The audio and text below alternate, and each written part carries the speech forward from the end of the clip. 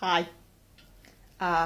If you're one of those people, might not be, but if you're one of those people that think that slaughter is inhumane, maybe you should take a look at this. I will just pre-warn you, this is a dead sheep. So this is your trigger warning, that there is a dead sheep behind this beautiful face of mine. And he died a natural, humane death.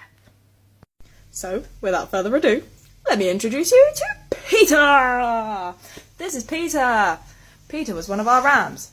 Peter, whilst I was sleeping last night, peacefully in bed, Peter lay there, dying, in pain and suffering.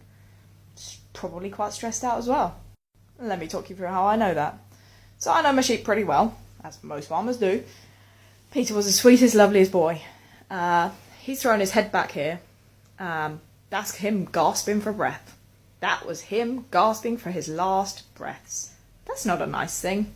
He was definitely suffering at that time. Next, just the position in general. Sheep don't lay on their sides unless something is wrong. This is not a natural position for a sheep to lie in, and judging by his legs, I would say that he wasn't in this position just because he died. He was in this position whilst dying. His eyes are open, his mouth is open, and his tongue hanging out. Probably also part of him gasping for breath. And I don't know what he was doing with his legs, but he wasn't doing the Macarena, was he? No, he was in pain. He was suffering. And probably pretty stressed out. So, if you really think that this is a better way for a sheep to die, this is standard. Pretty standard. Almost all sheep that we find have their heads thrown back where they've been gasping, their mouths open, their eyes open, and are in uncomfortable positions. 9 times out of 10, probably more than that. I can't say I've ever found a sheep that has just peacefully looked so calm, and I think, oh, it died in its sleep. That's not the reality of an actual death. How often do people do that? Not very often. How often do animals do that? Not very often.